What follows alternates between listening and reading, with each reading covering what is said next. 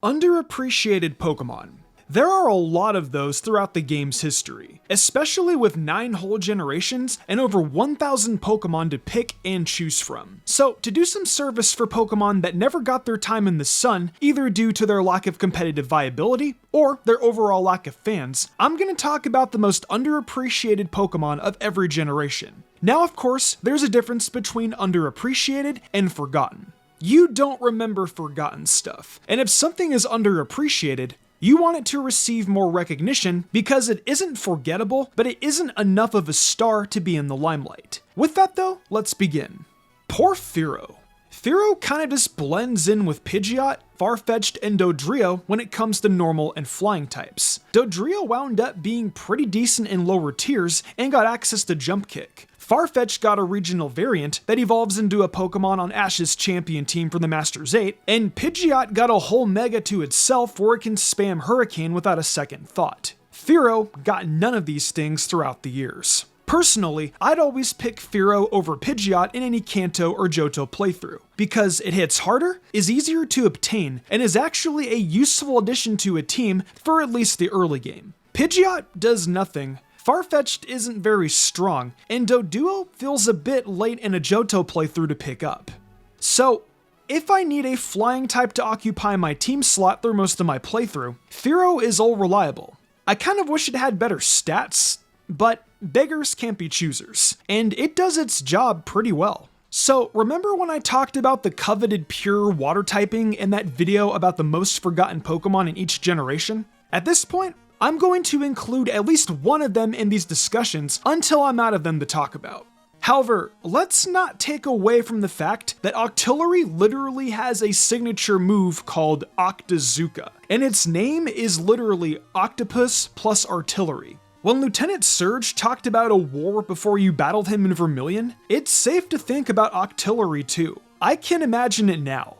Naval battles with Octillery shooting out powerful explosive water attacks at the enemy's ships, alongside Blastoise and its big cannons. Kabutops would be bombarding enemy ships with its claws, and Mantine could be seen in the air firing hydro pumps. Anywho, now that I've thought about how a war in Pokemon would go down that doesn't involve a legendary powered weapon, let's talk about Octillery itself. Well, it's sadly slow and frail, and Moody is banned in singles, so we can't abuse that. Base 105 on both attacking sides is nice, even though I'd rather it just be a special attacker. But I think what makes Octillery stand out is that it has some of the most absurd coverage options in the game, and access to Water Spout for a brutal stab if you want to use it on Trick Room. Fire Blast, Gunk Shot, Energy Ball, Ice Beam, Psychic, Signal Beam, and even Rock Blast for some reason. Octillery can play any move it wants for no reason, and is actually just packing some of the most single-heavy artillery of any water type. In a playthrough, it even has a good level up move pool. But if you want Gunk Shot or Rock Blast, I'd recommend farming Heart skills. I kind of wish they didn't put it in the same gen as the shiny red Gyarados, as people are infinitely more likely to use for being both shiny and a Gyarados. You know, Exploud isn't the worst thing you can slap on a Hoenn team. Nothing worth bringing to a competitive match where the goal is to win at all costs, but if you need a break from using Taillow, Zigzagoon, or Slackoff as your early game normal type, Whismur is both pretty easy to get and is very adorable. Exploud being locked to level 40 admittedly does it no favors, but it's still got some stuff going for it.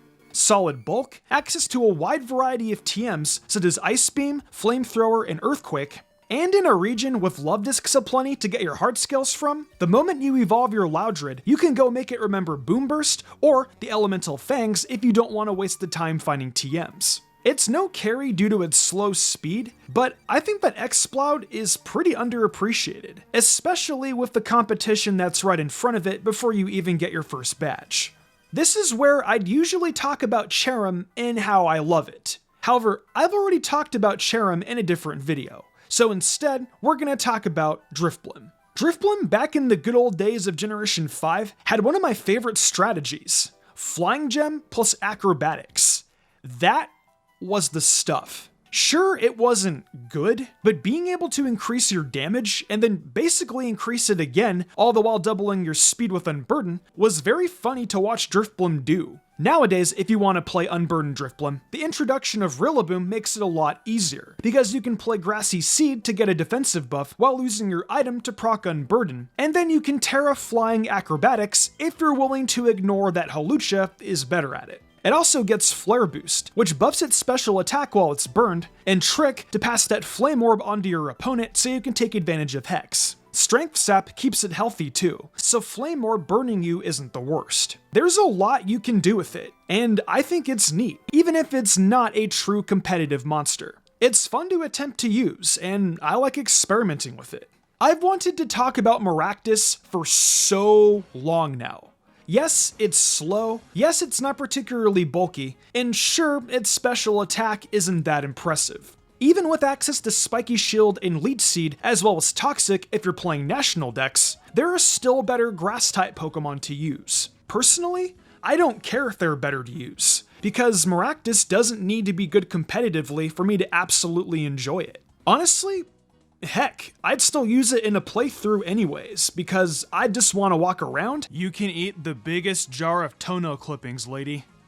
And dance to the sound of its Maraca-like movements. Or, even better, I can do the Dress Up and Dance Theater and Nimbasa and let it have an actual maraca as an accessory to further bolster its musical prowess. It's a happy cactus that just likes to dance around, and I'm kind of fond of that behavior. While I'm not particularly fond of hugging the cactus, this whimsical creature might trick me into giving it a try. You know what? Next time I play through Pokemon Black and White, I'll slot it in on my team, specifically for the novelty of having such an esteemed musician. It honestly makes me happy, and I hope looking at it makes you happy too. So, I'm stuck between Slurpuff and Aromatisse here. However, Slurpuff has the obvious power of Belly Drum and Citrus Berry to trigger Unburden, get Sticky Web for support, and is also an adorable cupcake who I'm going to assume has fans who love and adore it because they should. Slurpuff is an amazing creature, and I don't see what there is to not love. I'd want to take one out, eat sweets with it, give it a pat on the head, and then immediately wash my hands because they would both be sticky from the frosting on its head. Aromatisse, however, I imagine doesn't garner such love and praise, because admittedly, Aromatisse is a bit harder to love. It doesn't have as appealing of a design, and in battle, it's a bit harder to use. But I don't think we should sleep on the support capabilities it provides. Yeah, it's no Clefable, but it does have a rather interesting kit, most notably Aromaville, protecting it from Encore and Taunt. Aromaville lets it stand out on its own because the usual means of breaking through bulky support Pokemon got removed, and now you're relying on status like Toxic or Raw Power. Aromatherapy and Heal Bell will beat out the Toxic strategy for it and its teammates, so you only really have raw strength to work with. Access to Wish in combination with Heal Bell gives it perfect support capabilities, and Trick Room gives it yet another means of doing its job. 99 special attack is fine, and access to Nasty Plot is neat, but sadly, it lacks the coverage to make it immediately threatening with those tools. It has its niche for support though, that much is for certain. Enough time has passed, and Palossand is actually pretty solid. Admittedly, in Generation 7, where Z-moves were flying about and it couldn't make use of water compaction with its weakness to, well, water, it wasn't particularly the best. However, it still had a rather solid typing, shore up for recovery, and access to potent attacks like Earth Power, Shadow Ball to further its longevity. I'm willing to say though that in Scarlet and Violet, Terastallization has given it some new life. The lack of Z-moves to remove it from the field give it longevity, and being able to Terra Water against a water Pokemon to take minimal damage and actually trigger water compaction has made it actually okay in the lower tiers. Being able to take hits even better than it already does, with its base 110 defense and 85 HP, make it quite the fortress. Sure, base 100 special attack is pretty good too, and base 75 special defense, while not the best, is workable.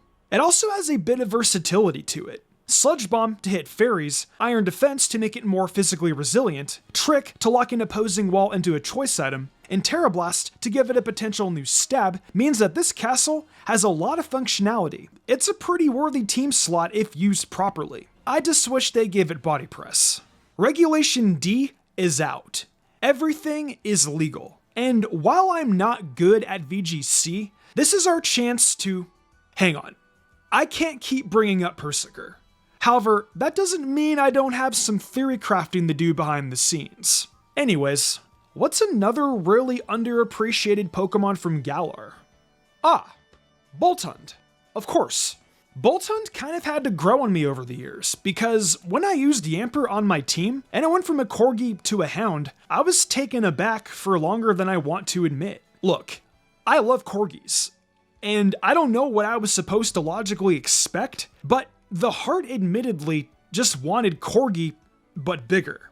But enough time has passed now, and I can proudly say that I should have been nicer to Boltund. The design has grown on me, and I'm starting to see him less as a Yamper downgrade, and more as a good boy who I want to take to the dog park and play fetch with. In a playthrough, having Boltund's extremely good base 121 speed and 90 on both attacking stats is pretty solid overall. Strong Jaw is a good ability, and access to Wild Charge, Crunch, and Play Rough by level up isn't bad. I have no clue why it doesn't get Thunder Fang by level up, but it, Fire Fang, and Psychic Fang are moves it gets through TR and TM, so it isn't the worst. And as I recently learned, it also gets Bulk Up to stand resilient in the face of physical attackers.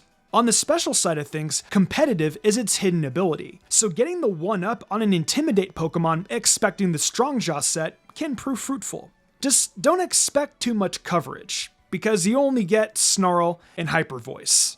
Or Hyper Beam if you're silly. For Electric Stab, Electro Ball is good for obvious reasons. Thunderbolt is the gold standard, or if you can get Electric Terrain up, Rising Voltage is a very, very good move. I kind of wish they gave it more special attacks to throw out though. But hey, at least we have Volt Switch. Competitively, it isn't the best, but it isn't worthless in a fight. As Electrode is proven, as long as you're fast, you'll find a niche. Regieleki then topped this by being even faster, and being the best Ice-type Regi.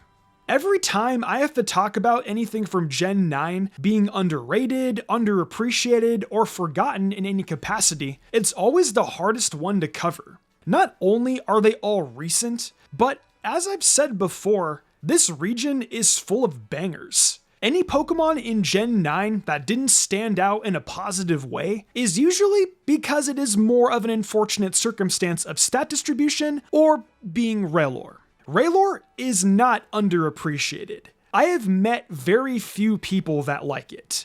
But it's more than zero, so it's appreciated enough. Arguably, Iron Jugulus could be here too, but it took up a slot in the underrated Dark video, so I don't want to retread old ground too frequently. Oinkologne honestly goes pretty underappreciated though. The hype behind Lechonk went out pretty quickly as we discovered the cooler designs, and Oinkologne just doesn't see any love. Which, I get it. It's just a pig with perfume powers.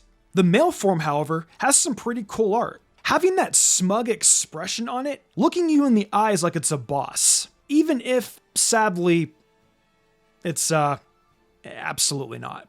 Lingering Aroma would be cool if it wasn't just Mummy. It isn't bulky enough, nor does it hit hard enough to keep up, and it's pretty slow at that.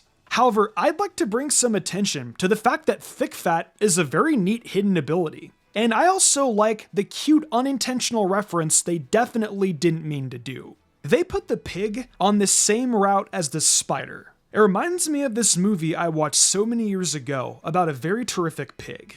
And that's my opinion on which Pokemon are the most underappreciated of their respective generation. Honestly, Generation 9 having as many bangers as it does makes it harder to figure out who the runts of the litter are. But what do you think though? What are the most underappreciated Pokemon? What do you want me to talk about next? What are your opinions on Regulation D and most available Pokemon being legal now? Will Persiker and Goldango be good? Or am I about to focus miss on my take? Let me know your thoughts in the comments below.